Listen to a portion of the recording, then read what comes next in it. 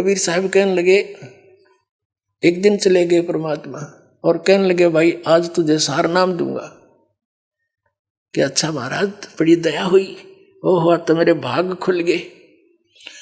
परमात्मा कबीर जी ने कहा कि इस सारनाम देते समय मुझे एक 7 हाथ का 20-21 फुट लंबा एक कपड़ा चाहिएगा स्वच्छ, एक धोती सफेद कति निर्मल अनयूज्ड। कबीर साहब और वीर सिंह राजा था, कहने लगे जी थान के थान मंगा दूंगा। परमात्मा कबीर जी बोले नहीं, जो कपड़ा मुझे सारनाम देने के लिए आवश्यकता पड़ेगी आपके लिए, वो आपकी गुरु बहन है, एक चंद्रप्रभा नाम की पंडितानी है और वो विधवा है आपकी काशी नगरी में, उस मोहल्ले में उसकी एक पुत्री है और उसने वह साड़ी अपने ही बगीचे में, वह धोती अपने ही आंगन में कपास का पौधा बोया बाड़ी है और गंगा का जल मटके में भर भर कर लाकर वह बाड़ी के पौधे सींचे हैं भाई। और उससे जब वह बाड़ी खिली, कपास खिली नरमा, तो उससे चुग के आप पे काटा, आप पे लोड्या और आप पे सूत बना के अपने हाथ से खड्डी से नहा धो के सोच वो कपड़ा एक धोती तैयार कर रखी है, वह धोती ले आ तू, तब तुझे सारनाम मिलेगा, नहीं तो नाम वो मिलेगा नहीं। अब वीर सिंह बघेल ने संदेशा भिजवाया, उस थान खोजा कहाँ सी रहती है मेरी गुरु बहन, यानी कबीर साहब की शिष्या थी वो। अब वहाँ पता लगा, सैनिकों ने आके बता दिया ऐसे ऐसे वो बहन वहाँ पर रहती है, हमने पता कर लिया उनके घर का। राजा ने कहा कि उनको संदेशा दो कि मैं उनसे मिलना चाहता हूँ अपनी गुरु बहन से। अब सैनिकों ने जाके बता दिया कि बहन ऐसे ऐसे वीर सिंह जी आपसे मिलने आ रहे हैं, आपके गुरु भाई हैं। उसको पता था इस बात का कि वो है तो गुरु भाई, पर राजा का दिमाग तो राजा के हिसाब से, और मेरे पास आ रहा है, कोई कुबद ना कर दे भगवान, हे प्रभु मेरी रक्षा करियो, कोई मन में खोट लेकर ना आ रहा हो। नहीं, राजा तो राजी खुशी तो आया नहीं करे गरीब के घर में। अब उसने आने से पहले आसन लगा दिया, जैसा भी उसका घर पे था, बढ़िया कपड़े बिछा दिए, दूध गर्म करके ठंडा करके पीने योग्य तैयार कर रखा खातिर अपने आओ भगत के लिए, और उसको बुलाया। अब आ गया, जो बैठ के प्रणाम हुए, सत्साई भाई सत्साई बहन बैठ के नरेश उसके चारपाई पे, और बोलो जी दूध पी लो भाई। राजा बोला बहन दूध पीछे पीऊंगा तेरा मैं, पहले मेरी अर्ज स्वीकार कर। बोल भाई मैं कंगाल, आप राजा, मुझ गरीब के पास क्या देने को है आपके लिए, क्यों शर्मिंदा करते हो मुझे। कि नहीं बहन, आज मैं भिखारी बन के आया हूँ और आज मुझे सारनाम मिलेगा, गुरुजी ने रजा बख्शनी है, और उस सारनाम के लिए मुझे एक धोती चाहिए जो तेरे पास है, साफ धोती सुथरी बनी वह साड़ी। वह बहन बोली जी मेरे पास तो गणिया धोती है, दे दूंगी कोई बात नहीं, अकना वो धोती चाहिए जो आपने अपने आंगन में और कपास बो कर बाड़ी बो करके उसको चुन के और आप बनाया है सारा कुछ, वह धोती चाहिए। गुरुजी ने बताई आपके पास है, कहा भाई है, पर वह मैं दूं कौन तेरे थे, वह मैंने अपने भगवान जगन्नाथ के लिए बना रखी है, जगन्नाथपुरी में मंदिर में चढ़ा आऊंगी मैं, और तेरे तो ना दूं भाई। मेरे एक एक आंसू और प्यार का तार उसमें भर रखा भगवान के नाम का। अब उसने सोचा छोरी लड़की ने तो बड़ी बात अड़ा दी भाई, आज मेरा भाग्योदय होना था, सार नाम मिलना था, और देख किसी कर्म फूटे मेरे। उसने कहा बहन तेरे लिए मैं और जितने तू कहेगी ना उतने तो पैसे दे दूंगा, अरे तेरे तो हाथ की चीज है तो फिर बना लिए, मेरा भाग्योदय हुआ नहीं, मुझे सार नाम नहीं मिलेगा। न्यू बोली भाई या ना दूं कति, जन्यू कह तेरी नगरी त्याग दूं, ईब लेकर अपनी बच्ची न चली जाऊंगी, पर यह धोती नहीं दूंगी मैं तेरे को, या मेरे भगवान के लिए मैंने बना रखी। जब उसने देखा कि सारे प्रयत्न विफल हो गए और उठ कर चल पड़ा। बहन मेरा दुर्भाग्य है, मेरे भाग में नहीं है ये नाम। देख कैसी कंडीशन अड़गी मुझ नीच के आगे। अब मुंह लटका के आ गया वापस। परमात्मा को पता था, घर पे बैठे थे उनके। वीरदेव सिंह बघेल से पूछा कि भगवान भाई लाया वो धोती कि महाराज मेरा दुर्भाग्य है। उस बहन ने वो धोती देने से मना कर दिया। परमात्मा ने कहा क्यों मना कर दिया, क्या कारण है? कि उस बहन ने बताया है कि वह धोती उसने वो साड़ी भगवान जगन्नाथ के लिए बना रखी है और वो यूं कह रही है कि मैं भगवान जगन्नाथ के मंदिर में या धोती चढ़ा के आऊंगी, इसने मैं दूं नहीं किसी को भी। वैसे तो यहाँ तक कह दिया था उस बहन ने कि तू राजा है मैं गरीब हूँ, भाई जबरदस्ती तो ले जा सकता है लेकिन मैं अपनी इच्छा तो नहीं दे सकती तेरे से। तो कहने लगा बहन ऐसी गलती मैं नहीं कर सकता, क्यों मुझे भी ज्ञान हो गया है, मैं तो प्रार्थना करने आया था। तो कहने लगे भगवान मैंने सारा कुछ कह दिया उसने, पर वह मानी नहीं। मेरा दुर्भाग्य है आपने ऐसी शर्त रख दी और मैं कर्महीन इंसान हूँ, मैं कर्महीन इंसान हूँ, मुझे सार नाम मिला नहीं, मेरा मोक्ष नहीं हो सकता। नो बैठ के रोने लग गया। तब परमात्मा ने कहा भाई चलो मैं अपनी कंडीशन कुछ लूज करता हूँ, एक काम कर दे, वो बहन कब जाएगी वहां जगन्नाथ के मंदिर में धोती चढ़ाने के लिए, उससे ये पता करवा ले और तू इतनी मदद कर दे उसकी, उसके साथ सैनिक भेज दे, पहरेदार बॉडीगार्ड।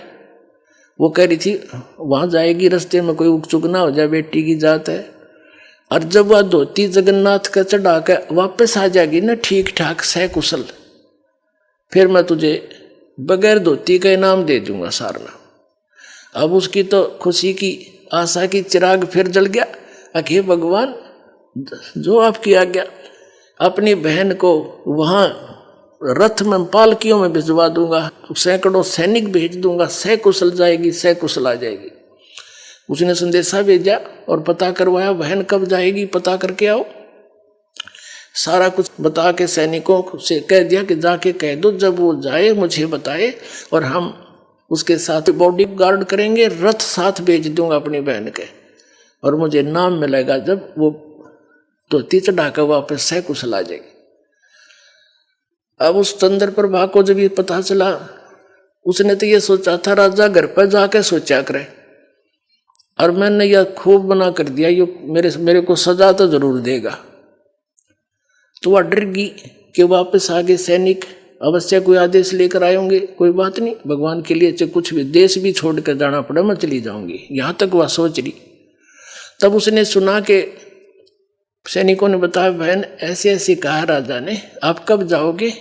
गुरु जी ने उनकी शर्त लूज कर दी है, ढीली कर दी है, सरल कर दी है कि तू आप वहां जाकर धोती चढ़ाकर वापस आ जाएगी ना सकुशल, राजा आपको सुरक्षा देगा, तो राजा को नाम मिल जाएगा सार नाम।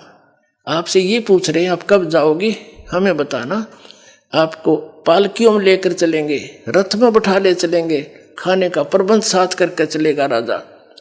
वह कहने लगी भाई ना रथ में बैठूं ना पालकी में बैठूं, मैं तो पैदल जाऊंगी और सिर पर अपनी वादर के ले जाऊंगी धोती भगवान की।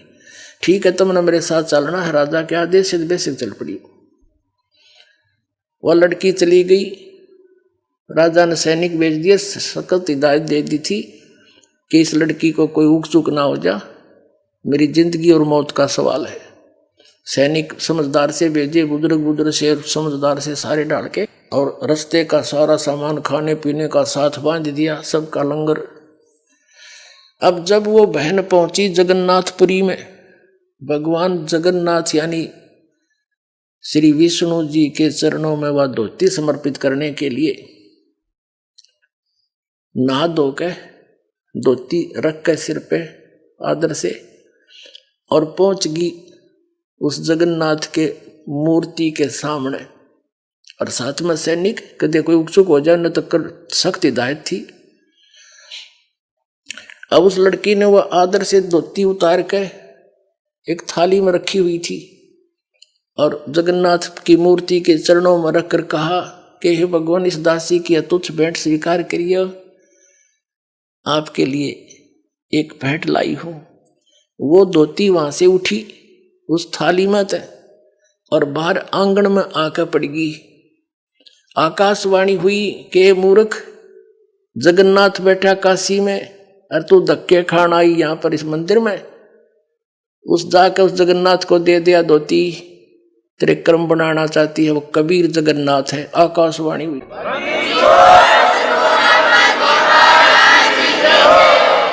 वो है जगत का स्वामी, कुल का मालिक है, और उसने छोड़ के तुम्हारी यहां आई इस पत्थर पे माथा टेकन, ले जा इसको, मुझे स्वीकार्य नहीं है।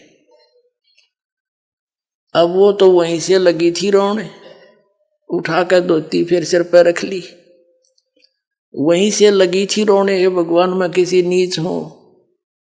अब परमात्मा ने एक तीर से दो शिकार करे। हम इसे अनजान थे उस समय, हम कबीर साहब को तो एक गुरु और संत मान्या करते, और जगन्नाथ को भगवान श्री विष्णु जी को गुरु कबीर साहब और भगवान हो जगन्नाथ। अरे फुटे बाग मारे। और राजा वीर सिंह के अंदर भी इतनी श्रद्धा ना थी, वो ठीक सा भगत था, पिछले संस्कार अच्छे थे, और जब उसको भी सार नाम के योग बनाना था मालिक ने, क्यों जब तक कहते हैं गुरु मानुष कर जानते ते नर कहिए अंध, वह दुखी संसार में आग गए यम के फंद। राजा भी कबीर साहब को तो एक संत मानने था, विष्णु जी और इनको ही भगवान मान रहा था, निराकार को, क्योंकि हम भगवान कबीर साहब ज्ञान देते रहे, सारा कुछ करते रहे, चमत्कार भी दिखाते रहे जो भगवान किया करता है, लेकिन हमारी बुद्धि उस रंग से हटी नहीं, क्योंकि हम शिक्षित नहीं थे। अब वो लड़की वापस आई, पहले गई कबीर साहब की कुटिया में, वहां से पता चला कि उस दिन भी परमात्मा 10-15 दिन के बाद फिर उसके वीर सिंह के उसमें दरबार में बैठे थे घर पे।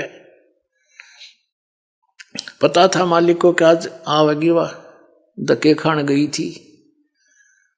वहां से पता चला कि कबीर साहब तो वीर सिंह के घर गए हैं परमात्मा जी। वह लड़की वहीं पहुंची रोती हुई, इतनी बुरी तरह रो, कपड़े भीज रहे आंसुओं से, और वह धोती धर के चरणों में कबीर परमात्मा के इसी बुरी तरह रोए, मुंह तो जुबान नहीं निकला उसके, बोला नहीं जा, कंठ रुंध गया। अब वीर सिंह ने चिंता होगी कि इस लड़की को किसी ने कुछ कह दिया, और ये सैनिक साथ मरे थे, इन्हें क्यों नहीं ध्यान रखा, मेरी तो इज्जत का नाश कर दिया, मुझे सार नाम नहीं मिले। उन सैनिकों को बुलाया एक साइड में, और अन्य कमियों की तो मर गए थे, तुम क्या हो गया इस बहन को? तब वो किसी ने क्या कह दिया इसको, तुम्हें कहा था सुरक्षित लाना। तब उन्होंने कहा महाराज किसी ने कुछ नहीं कहा, हम साथ थे वहां से यहाँ तक। उन्होंने सारी घटना बताई कि इसने जाकर के बहन ने धोती चढ़ाई मंदिर में, और धोती वहां से उठी और बाहर पड़ी मैदान में आके आंगन में। आकाशवाणी हुई कि भगवान तक काशी में बैठा कबीर, वो है जगन्नाथ, उसको दिया धोतियां धक्के खाना आई तू इस मंदिर मत पत्थर में, या दब से रोने लाग रही है ये बैठे भगवान। फिर वीर सिंह भी चरणों में पड़ गया, रो बुरी तरह, भगवान मेरी चौंध टूट गई, आप तो मालिक हो, आप समर्थ हो। जब परमात्मा ने उन दोनों को नाम दिया, पहला नाम दिया, दोबारा सतनाम, कि अब शुरू करो, अब भक्ति के योग बनोगे, अब तुम ड्रामा कर रहे थे। उस दिन से फिर उन दोनों को नए सिरे से नाम दिया, सतनाम दिया, फिर सार नाम दिया, उनका कल्याण किया अपना आत्माओं। तो यही प्रोसीजर है पूरे कंप्लीट कोर्स का, जो दास आज आपको देता है वो गॉड गिवन कबीर साहब का दिया हुआ, कल्याण करवा लो, समय है। बोलो सतगुरुदेव की जय हो।